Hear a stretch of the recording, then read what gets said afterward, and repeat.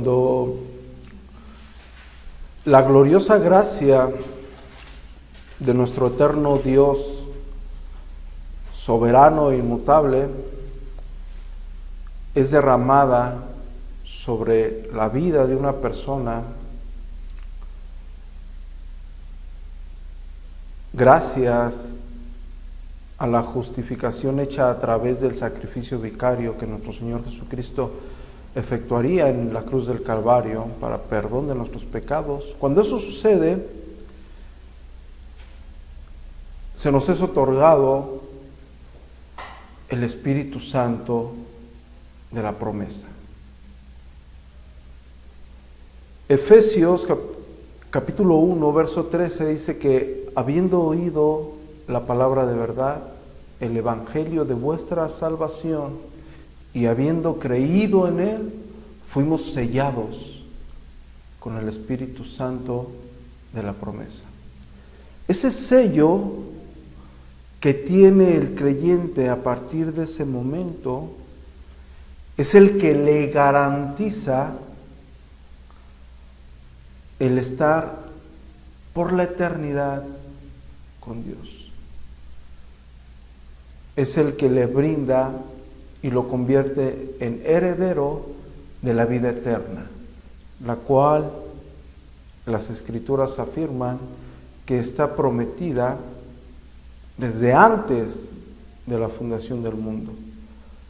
Tito 1:2 dice que la promesa de la vida eterna, la cual Dios que no miente prometió desde antes del principio de los siglos. Cuando esto está en la vida de alguien, sucede algo maravilloso, algo que solamente la persona que lo acaba de experimentar podría comprender la magnitud de eso sobrenatural que está en su vida. La Escritura le llama nacer de nuevo. La Escritura dice en la carta a Corintios, de modo que si alguno está en Cristo, nueva criatura es. Las cosas viejas pasaron, he aquí todas son hechas nuevas. Cuando esta persona es una nueva criatura, por la gracia y misericordia de Dios, está aceptando el llamado que Dios le está haciendo a su vida.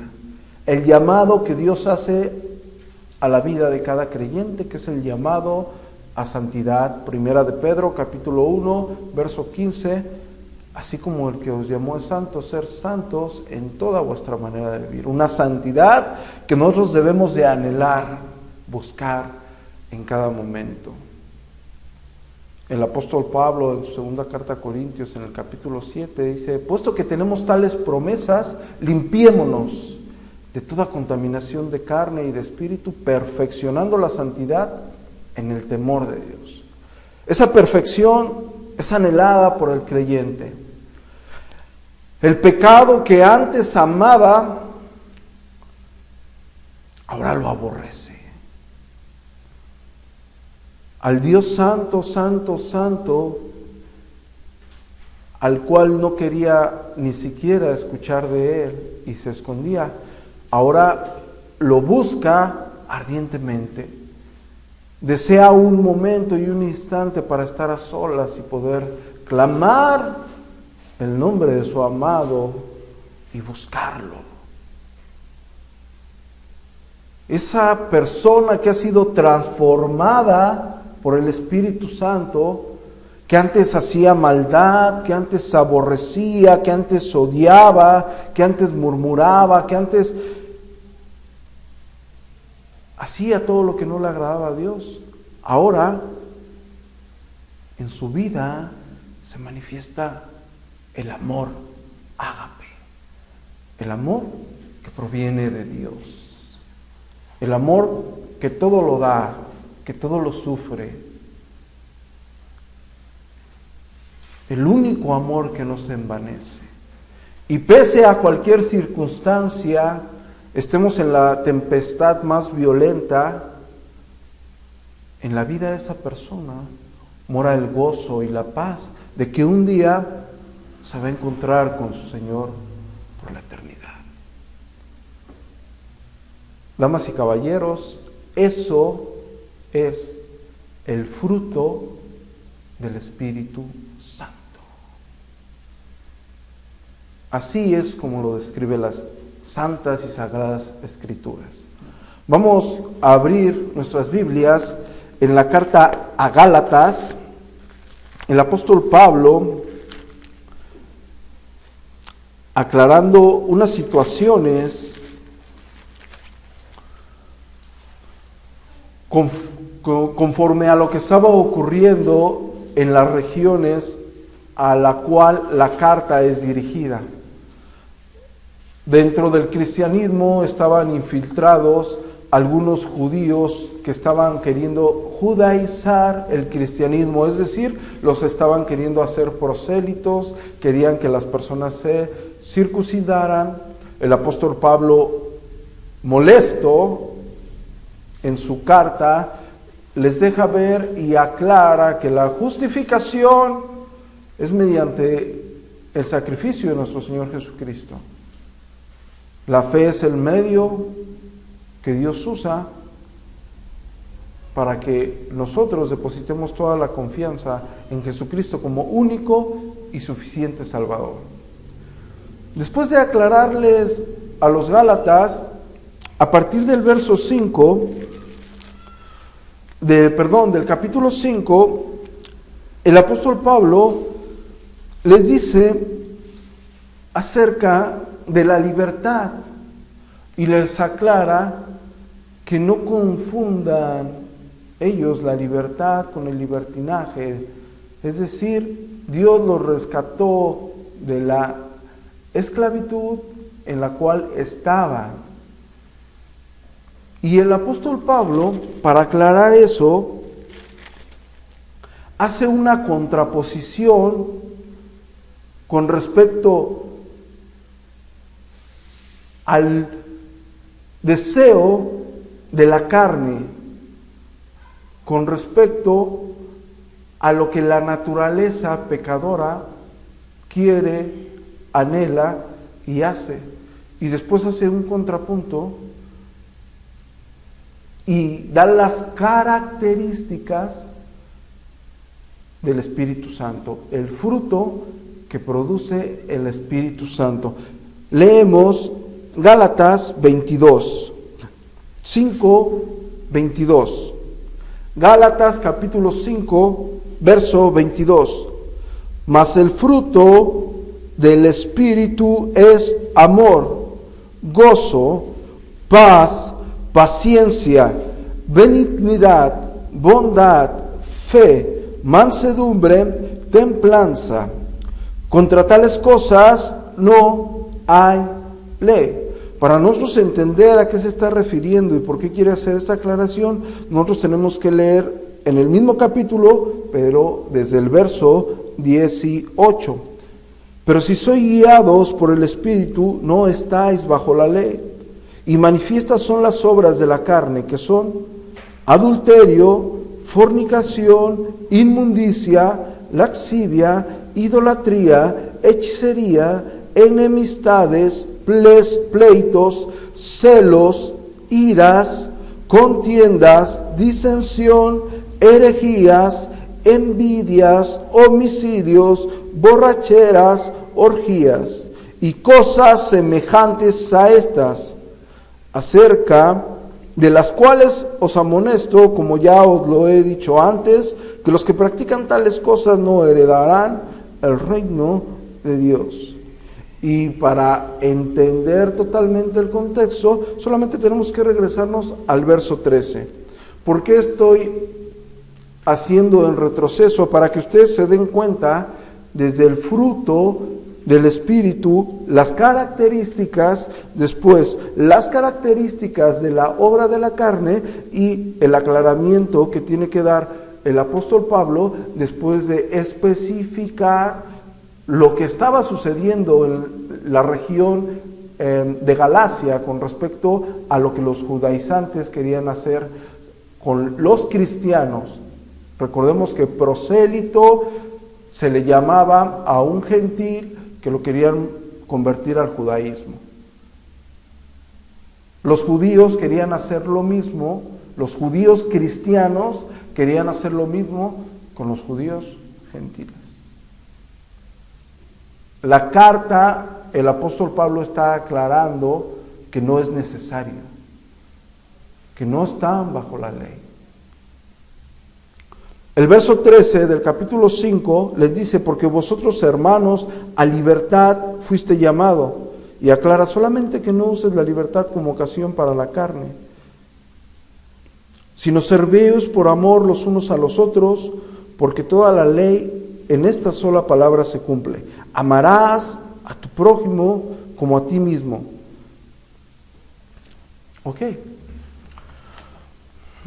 Para que nosotros logremos entender la contraposición que es las obras de la carne y el fruto del Espíritu Santo, para que nosotros tengamos una correcta interpretación de el amor al que se está refiriendo aquí el apóstol Pablo al iniciar a describir el fruto del Espíritu Santo, para que nosotros entendamos bien la paz, el gozo a que el apóstol aquí se refiere, y no comparemos estas características con un amor superficial o un amor emocional, el cual puede tener cualquier persona, y no comparemos el gozo que se está expresando como característica del fruto del Espíritu Santo,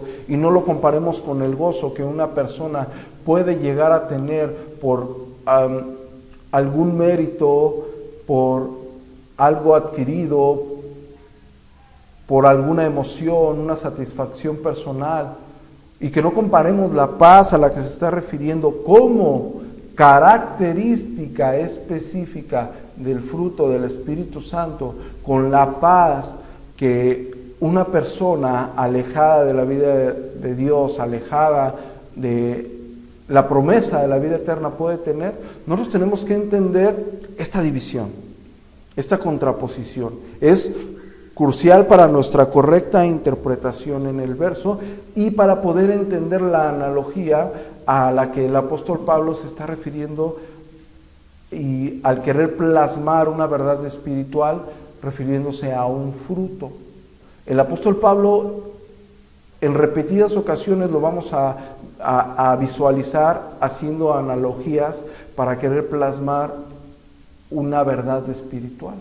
Y para que nosotros la entendamos con amplitud, nosotros tenemos que entender esa gran contraposición, las obras de la carne y el fruto del Espíritu Santo. Para entender la obra que produce la carne, nosotros nos tenemos que remontar en el momento justo en el que el hombre, hecho a imagen y semejanza de Dios, dejó de ser sin pecado. Es decir, vamos a regresarnos a la caída. Vamos a abrir nuestras Biblias en Génesis capítulo 1, verso 27.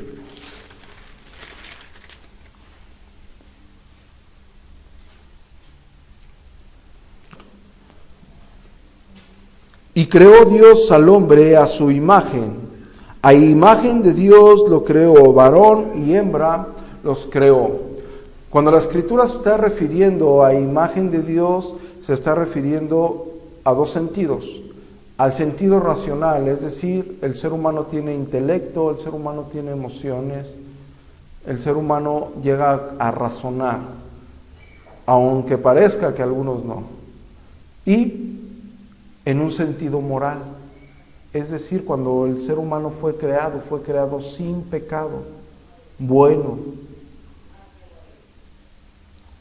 Dios lo pone en el huerto del Edén y Dios le dijo que del árbol de la ciencia, del bien y del mal, no podía comer. Si él comía, en ese momento iba a morir. La Escritura dice que Eva fue engañada por la serpiente, Adán no fue engañado por Eva, Adán tomó la decisión de aceptar el fruto que Eva le estaba dando. Dios, justo y santo, cumple lo que promete. Desde ese momento, el hombre hecho a semejanza de Dios, el hombre creado para darle gloria a Dios, el hombre creado para glorificar al Dios eterno, se corrompe. Su naturaleza santa, su naturaleza sin pecado, lo llega a convertir en el ser más ruin y vil que hay en esta tierra. Desde el momento de la caída, el hombre es capaz de odiar, es capaz de golpear a alguien, es capaz de fornicar, es capaz inclusive de matar a su propio hermano. La Escritura dice que Caín mató a Abel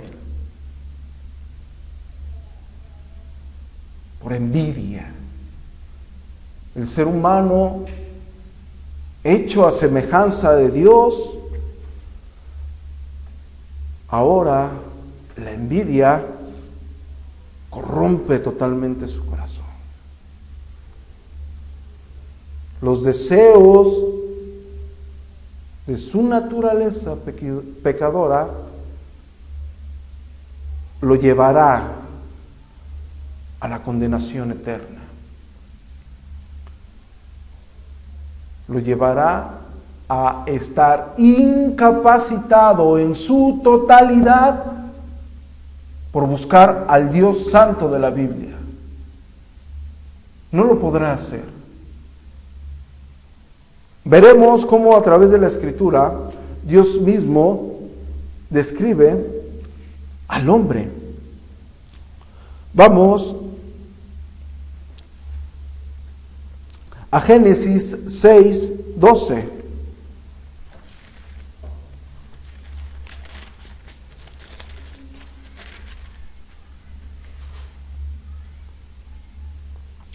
Y miró Dios la tierra, y he aquí que estaba corrompida, porque toda carne había corrompido su camino sobre la tierra. Génesis 8:21.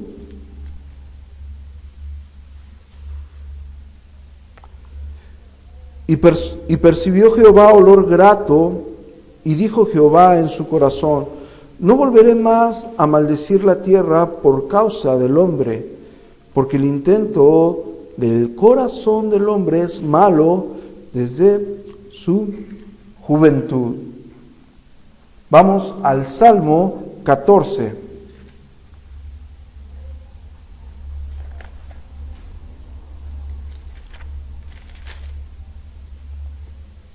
Le doy lectura a partir del verso 1. Dice el necio en su corazón: no hay Dios. Se han corrompido, hacen obras abominables. No hay quien haga el bien. Jehová miró desde los cielos sobre los hijos de los hombres para ver si había algún entendido que buscara a Dios. Todos se desviaron, a una se han corrompido. No hay quien haga lo bueno, no hay ni siquiera uno. El ser humano está totalmente corrompido. La naturaleza con la cual fue creada, la naturaleza a imagen de Dios, no queda nada. Y el hombre no podrá hacer nada, absolutamente nada, para volver a adquirirla. Dios, en su plan eterno, Y su misericordia, su gracia manifestada, otorga la salvación y esa reconciliación entre el hombre y Dios por medio del sacrificio de Jesucristo. No hay otra forma de llegar a Dios. Nuestro Señor Jesucristo dijo en Juan 14:6, yo soy el camino, la verdad y la vida. Nadie verá al Padre si no es por mí. Hechos capítulo 4, verso 12, dice, y en ningún otro hay salvación, porque no hay otro nombre bajo el cielo dado a los hombres en el que podamos ser salvos. Es el único medio por el cual el hombre corrompido en su totalidad puede tener acceso a Dios.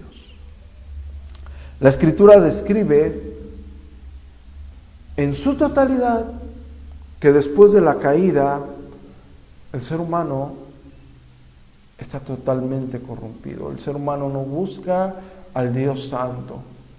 El ser humano busca sus deseos, el ser humano busca tranquilizar su conciencia mediante obras, el ser humano busca ser reconocido, pero el ser humano no puede ni quiere buscar al Dios Santo de las Escrituras. Inclusive lo odia, no quiere saber nada de Él. ¿Por qué? Porque su naturaleza lo incapacita, está inhabilitado. Por lo tanto, las obras que proceden del ser humano caído no pueden agradar a Dios. Por lo tanto, las obras que proceden del ser humano corrompido son en su totalidad inmundicia. Todas. El ser humano fornica, el ser humano adultera, el ser humano viola, el ser humano se embriaga, el ser humano hace todo menos buscar a Dios. El ser humano puede amar emocionalmente a una mujer, pero el ser humano está incapacitado para entregarse con un amor puro como lo hizo el mismo Dios, con el amor que Dios nos pide a nosotros, porque está incapacitado, no lo puede hacer, aunque en una remota posibilidad entre 1 a 10,000 millones de posibilidades de que el ser humano quisiera entregarse por sí mismo a todos los demás, él no lo puede hacer, porque su naturaleza está corrompida, su naturaleza está caída. Podemos pensar que alguien pueda decir que no es tan malo como yo lo estoy describiendo. Y podría alguien pensar que desde este lado yo estoy haciendo una exageración. Vamos a ver qué dice nuestro mismo Señor Jesucristo, Mateo 5:21.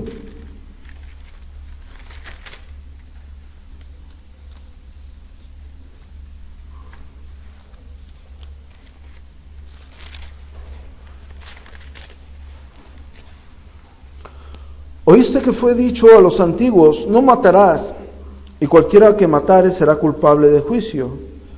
Pero yo os digo que cualquiera que se enoje contra su hermano será culpable de juicio. Y cualquiera que diga necio a su hermano será culpable ante el concilio. Y cualquiera que diga fatuo quedará expuesto al infierno de fuego. Es decir, que cualquiera que le llame necio a alguien sin haberlo matado, como Caín mató a Abel,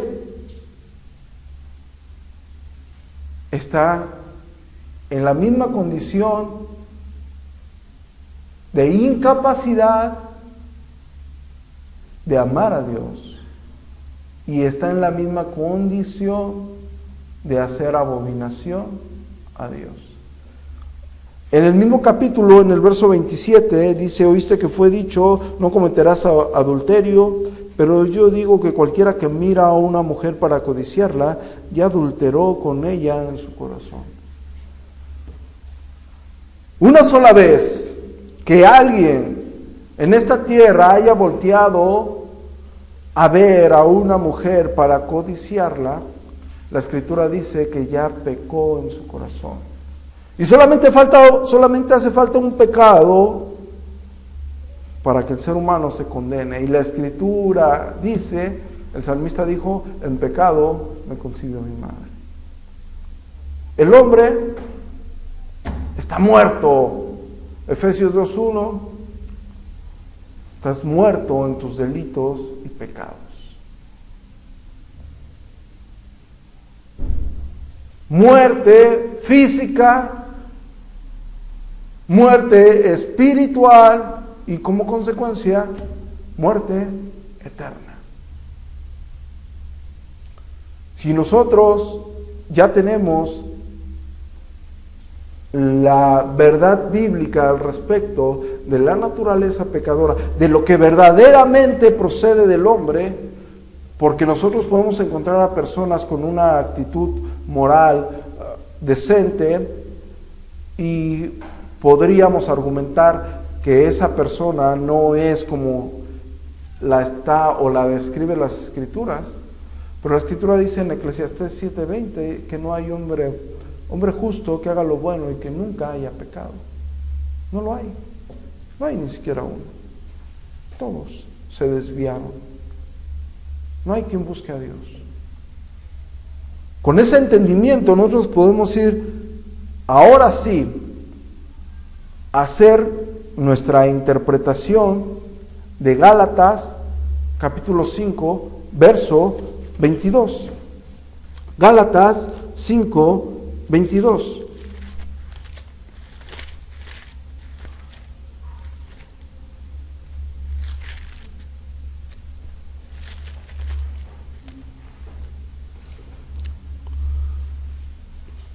Leo desde el verso 18.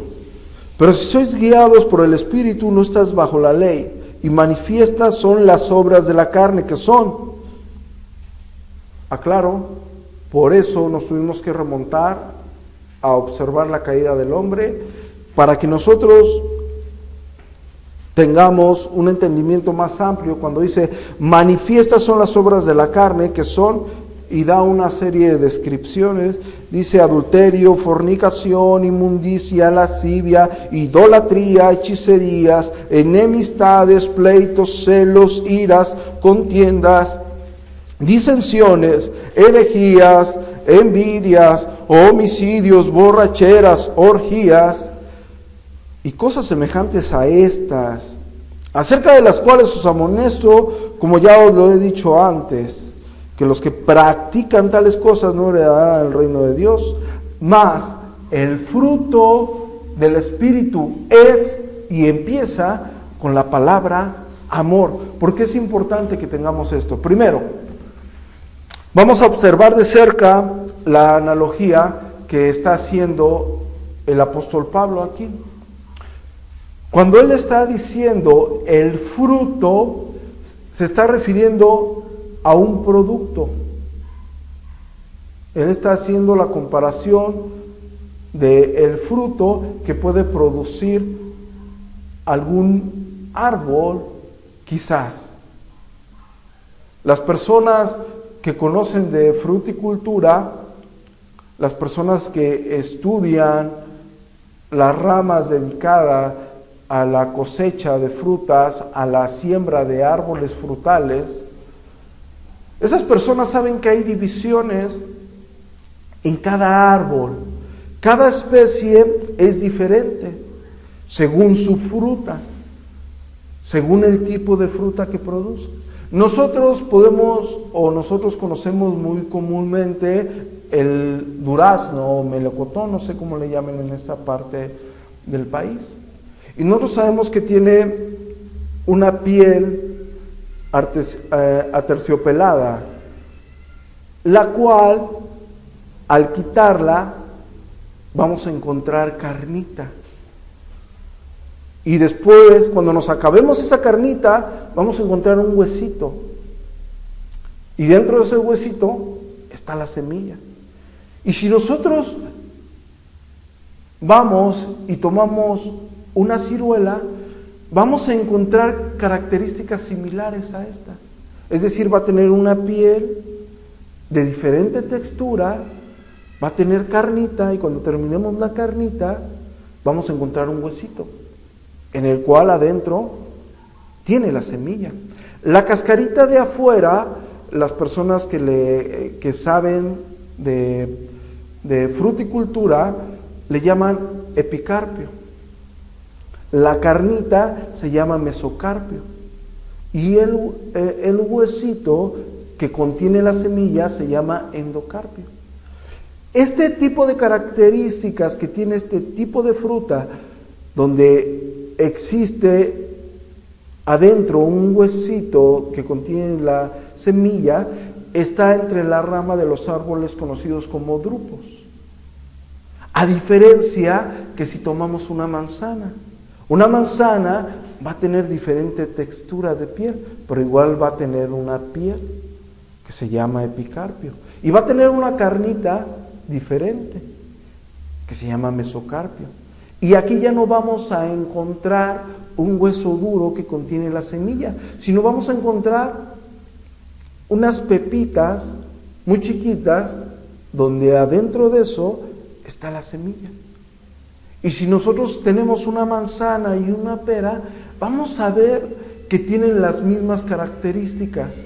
Es decir, va a tener su piel diferente a la de la manzana, su epicarpio, va a tener su carnita, mesocarpio, y va a tener donde tiene sus semillas similar a como lo tiene la manzana. Y los que conocen de la fruticultura lo dividen en el tipo de árboles pomos, por mencionar algunos, pero tienen características esenciales. Un árbol de durazno, de un tipo de durazno específico, crece y en el tiempo de la cosecha da distinta cantidad de duraznos, pero todos los duraznos tienen las mismas características. Algunos son más grandes, algunos tienen más carnita, algunos son más redonditos, algunos tienen el hueso más grande, pero todos tienen la misma característica. Tienen su piel aterciopelada, tiene su carnita y tiene su huesito donde contiene su semilla. Las características que tiene ese durazno la va a tener otro durazno. Son las características del fruto. Si nosotros volvemos a nuestro pasaje, el apóstol está diciendo, el fruto del Espíritu es decir, las características que tiene ese fruto son amor, gozo, paz, paciencia, benignidad, bondad, fe, mansedumbre, templanza. Es decir, toda y cada una de ellas va junta. No son aisladas, no las podemos aislar. El amor al que se está refiriendo aquí el apóstol no está aislado de la templanza. La paz a la que se está refiriendo aquí el apóstol no está aislado del gozo. Son las características. No son los frutos. No son frutos distintos que proporciona el Espíritu Santo. Es un fruto.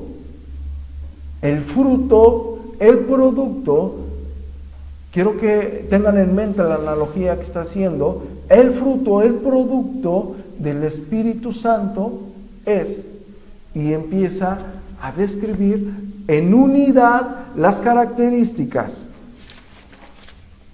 Vamos con la primera, amor.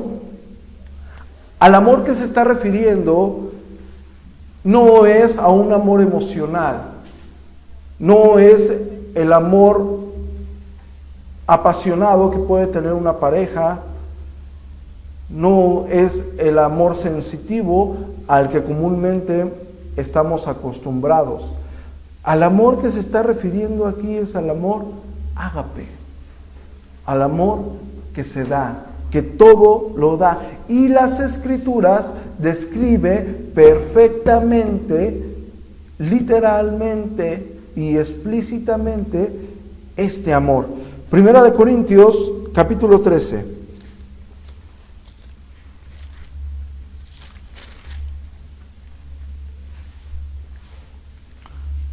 A partir del verso 4 le doy lectura. El amor es sufrido, es benigno. El amor no tiene envidia, el amor no es jactancioso, no se envanece, no hace nada indebido, no busca lo suyo, no se irrita, no guarda rencor, no se goza de la injusticia, mas se goza de la verdad. Todo lo sufre, todo lo cree, todo lo espera, todo lo soporta. Si ustedes contraponen únicamente las características del amor ágape descrito aquí con las características que ofrece el apóstol Pablo en contraposición como obras de la carne en Gálatas capítulo 5, desde el verso 18, 19 en adelante, ustedes se dan cuenta que el amor ágape no tiene envidia. El amor ágape no se envanece, el amor ágape no se irrita, el amor ágape no guarda rencor. Y las obras de la carne, ¿qué son? Iras, contiendas, envidias, herejías. La primera descripción que da el apóstol en Gálatas capítulo 5, verso 22, la tenemos que tomar en cuenta en un contexto para nosotros verificar cada palabra a qué se refiere. Vamos a 1 de Juan 3:16. Estamos aún en amor ágape. 1 de Juan 3:16. En esto hemos conocido el amor, en que Él puso su vida por nosotros, también nosotros debemos poner nuestras vidas por los hermanos. Dice, en esto hemos conocido el amor. Un amor que se entrega, un amor genuino, un amor sin hipocresías. Un amor que únicamente puede producir una persona si tiene el amor mismo de Dios. Uno no le puede pedir algo a alguien que no lo tiene.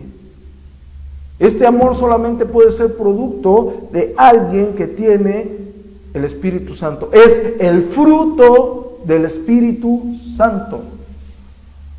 Alguien que no lo tiene, no lo puede dar.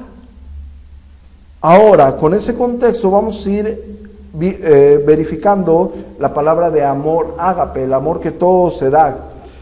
En la misma carta, en el capítulo 4, verso 7. Amados, amémonos unos a otros, porque el amor es de Dios.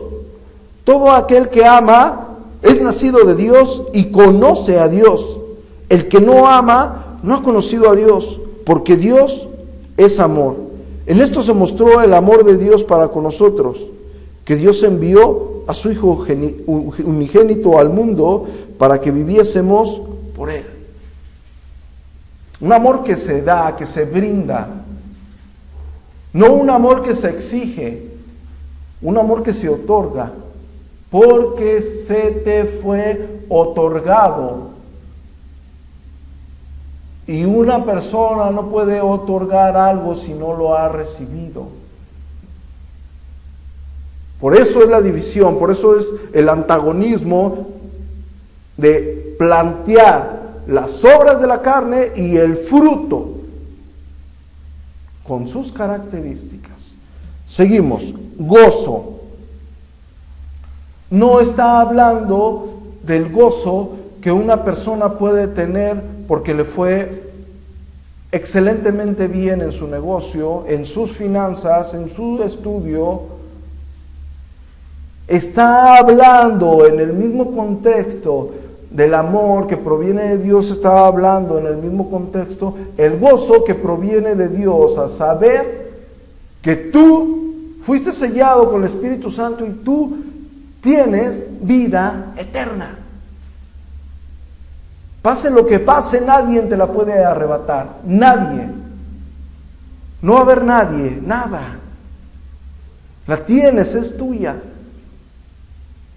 Por la eternidad con el Dios de la gloria. ¿Qué importa lo demás? Que se caigan reinos y que se vuelvan a levantar reinos más. El hombre es como la hierba y la gloria del hombre como la flor de la hierba. La hierba se seca y la flor cae, pero la palabra de Dios permanece para siempre. Pase lo que pase, no lo sabemos, que un día estaremos con Dios por la eternidad. Ese gozo es al que se refiere el apóstol Pablo en Gálatas capítulo 5, verso 22. Vamos a Romanos 14, 17.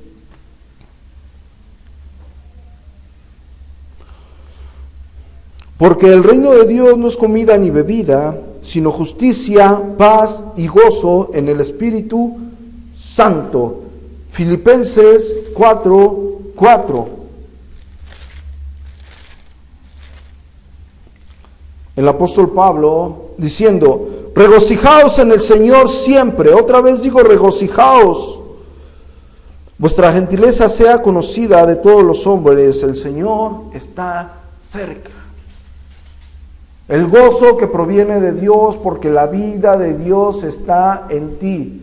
El amor de Dios fue manifestado en tu vida, te regeneró, te justificó, te proporcionó por gracia y misericordia la salvación. Ese amor imputado en tu vida es manifiesto en los demás. Y aún a pesar de todas las circunstancias, aún a pesar de todas las adversidades, el gozo permanece en tu vida. La siguiente característica del fruto del Espíritu es paz. Vamos a Juan 14, 26.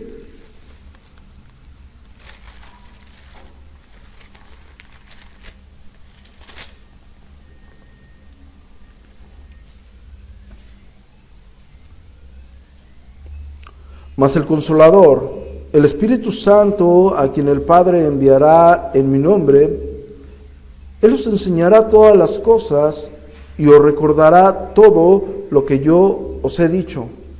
La paz os dejo, mi paz os doy. No la doy como el mundo la da. No se turbe vuestro corazón y tengan miedo.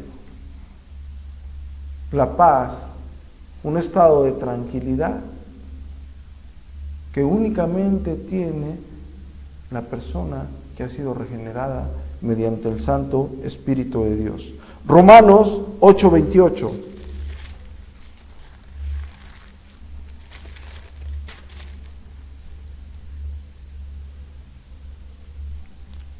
Y sabemos que a los que aman a Dios todas las cosas le ayudan a bien. Esto es, a los que conforme a su propósito son llamados. Porque a los que antes conoció también los predestinó para que fuesen hechos conforme a la imagen de su Hijo, para que Él sea el primogénito entre muchos hermanos. Y a los que predestinó, a estos también llamó, y a los que llamó, a estos también justificó, y a los que justificó, a estos también glorificó. ¿Qué pues diremos a esto? Si Dios es con nosotros, ¿quién contra nosotros? Filipenses 4, 6.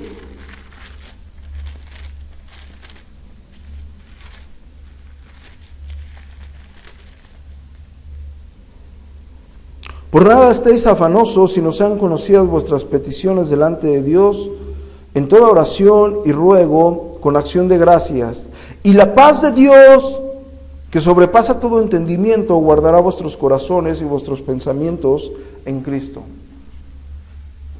Dice,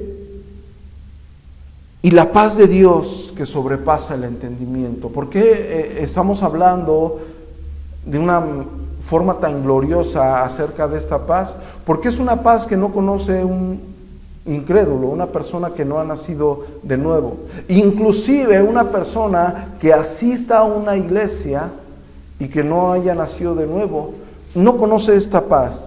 Es una paz que pese a la circunstancia, pese a la adversidad, aunque el camino parezca demasiado oscuro, es una paz que permanece, porque no es una paz que proviene de las emociones del hombre, o no es una paz producto de circunstancias, no es una paz producto de logros, no es una paz producto de economía, no es una paz producto de bienes materiales, es una paz que proviene de Dios.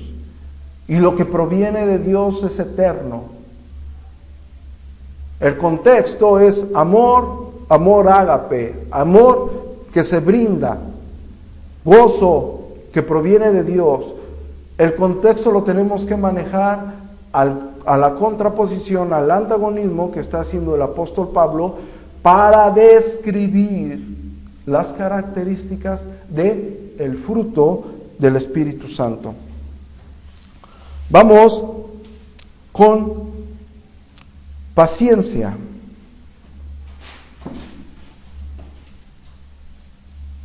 Efesios 4:2.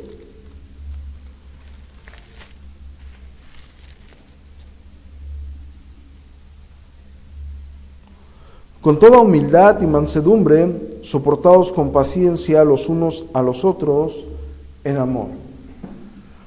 Hay ocasiones que en nuestro caminar diario, en nuestra comunión con los demás hermanos, vamos a tener algunas indiferencias. Van a llegar a nuestras vidas personas que podríamos decir que pueden llegar a sacar de quicio a alguien. Van a llegar a nuestras vidas situaciones donde la mayoría de las personas, si tuviera un tráiler, se los echaría encima. La paciencia a la que está refiriéndose aquí es que nadie, absolutamente nadie es perfecto ni es mejor que nadie. Y como hermanos, el error que alguien tenga o la situación que nos desagrade de otro hermano, nosotros la tenemos que pesar con el amor de Dios. Tener paciencia, con mansedumbre y paciencia, soportaos unos a otros. Benignidad, Santiago 3:13.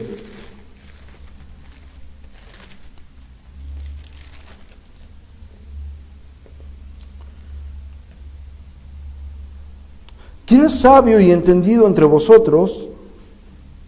Muestre por la buena conducta sus obras en sabia mansedumbre. Pero si tenéis celos amargos y contención en vuestro corazón, no os jactéis ni mintáis contra la verdad. Porque ¿qué esta sabiduría no es lo que desciende de lo alto, sino terrenal, animal, diabólica? Porque donde hay celos y contienda, allí hay perturbación y toda obra perversa. Pero la sabiduría que es de lo alto es primeramente pura, después pacífica, amable, benigna, llena de misericordia y de buenos frutos. Bondad, una excelencia moral que el creyente debe de tener. Si en otro tiempo nuestra conducta era buena, ahora, por la gracia imputada en nuestras vidas, por el Espíritu Santo que mora en nosotros, va a ser mayor, va a sobreabundar. Gálatas 6:10.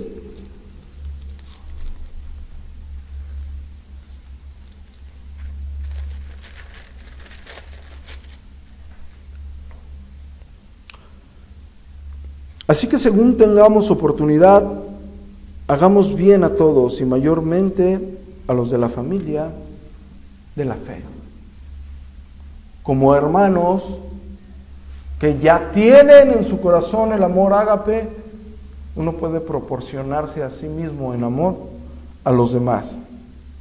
Fe, traducido también como fidelidad, como una persona que es leal, que es digna de confianza. Apocalipsis 2:9.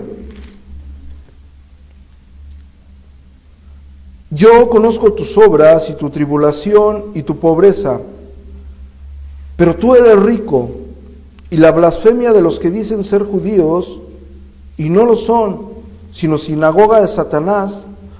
No temas en nada lo que has de padecer. He aquí, el diablo echará a algunos de vosotros en la cárcel para que seáis probado, y tendréis tribulación por 10 días. Sé fiel hasta la muerte, y yo te daré la corona de la vida. Mansedumbre, Efesios 4:2.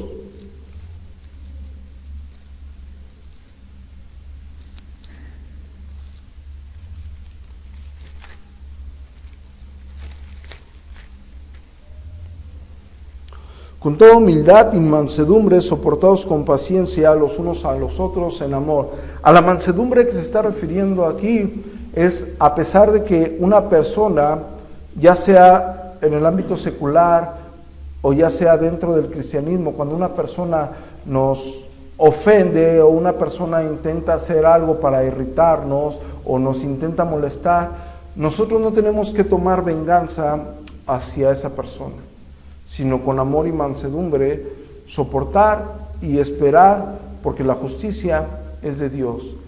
Y lo que mora en nosotros, el amor de nosotros, tiene que ser manifiesto.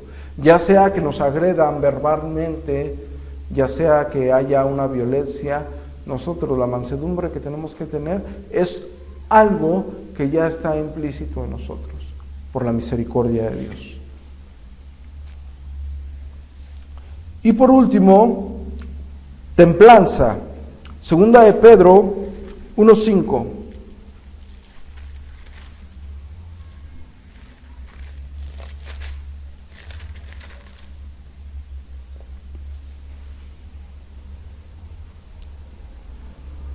Vosotros también, poniendo toda diligencia por esto mismo, añadid a vuestra fe virtud, a la virtud conocimiento, al conocimiento dominio propio, al dominio propio paciencia, a la paciencia piedad, a la piedad afecto fraternal y al afecto fraternal amor. ¿Por qué está haciendo y por qué está dando esta descripción y por qué nos fuimos en templanza a esto? Porque es traducido también como dominio propio, el dominio propio que un creyente ya tiene con respecto al pecado. Es decir, un creyente que ya no practica el pecado era el deleite antes en su vida, el apóstol Pablo nos hace la contraposición. Ahora el creyente que aborrece el pecado, que ya no practica el pecado, ya tiene esa templanza, ese dominio propio para restringirse en contra de él. Amén.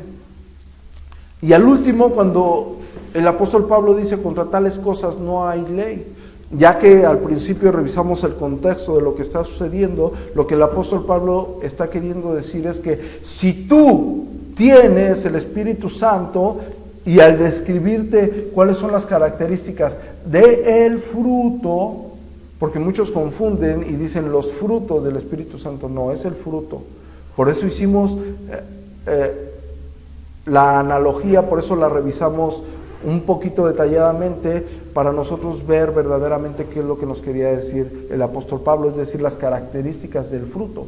Cuando nosotros por la gracia de Dios tenemos el fruto del Espíritu Santo en nuestras vidas, cuando el creyente ha nacido de nuevo, cuando esta persona se ha arrepentido y ha sido transformada por el mismo Dios de la gloria, cuando esto pasa, se hacen manifiestos cada característica del fruto del Espíritu Santo, porque no van aisladas. Alguien que tiene el amor ágape tiene todas estas, porque son las características. Así como podemos decir que una naranja es redonda, es de un cierto color y el interior, su carnita, tiene ciertas características, las demás naranjas que dé ese árbol van a tener las mismas características, a diferencia de otro tipo de naranjo, que da la naranja de diferente color, o con una manzana. La manzana de ese tipo de árbol, una manzana roja, todas van a ser manzanas rojas, todas van a tener las mismas características, todas van a tener carnita.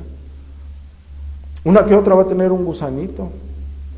Esperemos que aquí no haya cristianos agusanados. Son las características del fruto. Las características que describe aquí el apóstol Pablo con su analogía, las características del fruto.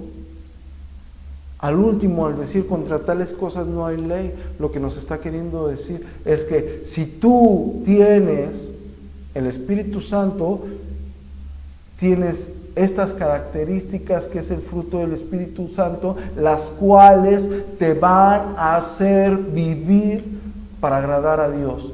Y no necesitas que alguien te dé la norma de vida, porque ya las tienes anotadas en tu corazón. El Señor dijo en Ezequiel 36, y yo haré que andes en mis caminos, y yo haré que guardes mis estatutos. El fruto del Espíritu Santo, el fruto que únicamente tiene la persona que ha sido sellada con el Espíritu de Dios, el fruto que únicamente tiene la persona que ha sido regenerada y que ha sido llamada a santidad para un día estar con el Dios de la gloria. Amén.